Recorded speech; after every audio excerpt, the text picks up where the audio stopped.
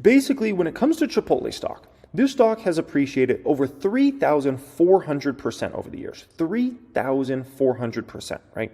Since this company basically went public and kind of broke apart from McDonald's back in 2006. If you didn't know, McDonald's actually used to be a huge investor in Chipotle back in the day, okay? But what's important with this is, think about Chipotle, right? Almost everybody loves Chipotle. Like, people love to eat at Chipotle, right? Such a simple stock. Such a simple stock. And look at the gains it's given you. And I try to point some of these stocks out to you guys sometimes because it just goes to show you, you don't need to be in the most complicated, confusing, crazy companies to get the most insane gains you could ever possibly imagine. And I show you guys these stocks. I show you Ulta. I show you Estee Lauder. I show you Monster Beverage. I show you Chipotle and so many of these various companies that it's just like they're the simplest companies. And yet they give you the most insane returns you could ever imagine. From a flippin' flapjack and restaurant chain that serves you burritos and you say, I want steak, I want chicken, I want lettuce. And it's like, oh my gosh, like how could it be that simple to make so much money in the market? How could it be that simple? And you begin to understand, oh, wow, well, if they expand their restaurants and they get this many restaurants and they make this much profit per restaurant, and then you start running the numbers and it's like, wow, okay, this is actually a way bigger opportunity than I thought it was, right? And the fascinating thing is, right, it's not like it's been a straight up line to get that 3,000+% gain. I mean, there's been plenty of times where the stock was down for months, it was down for years, right? Plenty of times. Significant time periods that if you were a buyer at Chipotle, you had a significant many months or many years to buy the stock. And ultimately, you could have been laughed at many times. I mean, look at how many small dips there were in the stock that lasted a few weeks or a few months, right? Never mind the bigger dips. And so many times you could be laughed at and made fun of and, oh, why are you buying that Chipotle stock? All for what? For a 3,000+% gain, right? Who got the last laugh on that? WBA, Walgreens has started to get some footing here. This is a huge dividend yield, obviously, 6% dividend yield. As far as what they're expected to make in 2023 for EPS, it's less than a 50% payout ratio on this one based upon what their dividend yield is currently, based upon what they're supposed to basically have EPS of this year, okay?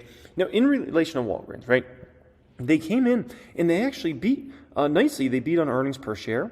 They also beat on revenue. This was a huge beat. I was surprised by this in a major way. EPS, it's like you could see it. But sales, $34.9 billion when $33.5 was expected. What's a $1.4 billion revenue beat for Walgreens? That's incredible. Absolutely incredible for Walgreens.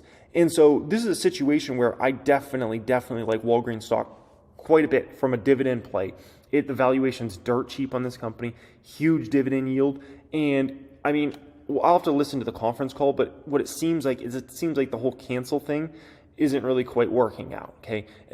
Supposedly they all wanted to cancel Walgreens on Twitter for about a week or two there. Everybody moved past that. Maybe it was just a great bunch of publicity for the company to be on Twitter trending for a few days there or a week or whatever it was. We'll see what happens. I got to listen to the conference call on that one, but definitely a $1.4 billion beat on revenue. Micron, this baby's up today, 7%. 7% for Micron. This is one of the biggest memory chip companies in the world. Whatever device you're watching this video on right now, there's a decent probability there's an MU memory chip in that device, okay? Now, this is shocking because look at the headlines around Micron. Micron just released an objectively horrible earnings report. Look at this. Micron sales were cut in half. Micron could report the largest ever loss in Q2, and I think they did, okay? That's incredible. That's incredible. This company just had a horrible earnings, okay? And the stock's up 7%. People are like, what? Well, two things happen here, okay? One is they use the magic words, artificial intelligence, okay?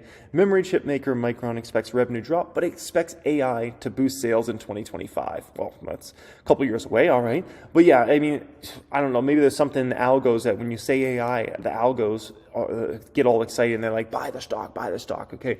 So there's that component, but then there's this, okay? With a glut still nagging the chip industry, Micron expects the deepest revenue drop since 2001 after the tech bubble. Micron said it would keep investments at about $7 billion for fiscal year 2023, the lower end of previously stated range.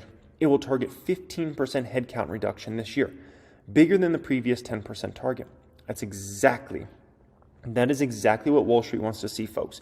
They want to see you cut more than expected, right? And so they're going to cut headcount more than expected. And so Wall Street's happy with that. They love to see that, okay? Especially for a company like Micron, because at the end of the day, for a company like Micron, it's not in a similar situation to something like a Lucid from kind of that standpoint, okay? So they want to see Micron resize a company. They want to see them position themselves properly. And I think that's just what's going on with a lot of these tech companies right now. And that's why you saw that stock up 7%. Another stock I also wonder this, right? There's a stock like Meta. Meta closed at another new high this week. It just hits new high. It seems like week in and week out. It seems like the market goes down, Meta goes up. Market goes up, Meta goes up, right? The stock just goes up and up and up. We're doing tremendous. It's the biggest stock I own in the public account. It's even bigger position than Tesla right now, okay? And of course, next time Tesla goes on a beach run, maybe Tesla will eclipse it. But as of right now, this is my biggest stock in the portfolio, right? And so I'm just keeping an eye on this one. No, this is Meta since November versus the S&P 500 versus Dow Jones Industrial Average. Meta's up 130%. S&P 500 is up 6%. The Dow's up 0.5%, right? And, you know, they love to make fun of us stock pickers. When our stocks are going down, they love to shout it from the rooftops. They love to make fun of us, call us names, say we're idiots, we don't know what we're doing, right? But when this happens and our stocks go up 130% while, you know, the Dow does nothing, they're real quiet, aren't they? They're real quiet. So you got to understand, as a stock picker, that's just something you have to deal with. When things aren't going right for you, you're gonna have people screaming from the rooftops. And when things are going wrong for you, I should say, and when things are going right for you, no one's gonna be there to pat you on the back. They might be there to ask you for some money, but they're not going to be there to do about anything else for you, okay? And so just keep that in mind, and remember who you're doing this for. You're doing this for yourself, right? And you're doing this for your family. And so, you know, whatever other people's opinions are, it'll all's irrelevant in the long term, right? Because the only people that really care about you are your family, or you, right? In your financial situation. And so don't let other people discourage you from what you're up to, what you're doing, what you're accomplishing. Because when you have that success, they're not going to be there to celebrate you. I can tell you that. Unless it's to ask for money from you. That's about it, okay? That's about it. So, you know, that is what it is, right? You got to understand the life of being somebody that makes your own investments, right? And not just being somebody that puts money in an index fund, for instance, right? This was the year-to-date return as of the end of February. We'll have the new March numbers out here shortly, right? And obviously, we've just been killing the market this year. Last year, the market wrecked us. This year, we're wrecking the market, right? And you're going to have different years. It's kind of like a roller coaster ride, I guess you could say, okay? As an individual investor, and it's even like that as an index fund investor, right? Because you have ups and downs in the market, but it's more of an extreme roller coaster when you're making your own portfolios, making your own investment decisions. But you got to understand, like, you know, when you have one of those really bad years, you can come back just as fast and absolutely crush the market, right? I mean, Fidelity has us at what, almost a 10x of the market so far this year. It's insane. I mean, that's not just slight outperformance, that's insanity outperformance, right?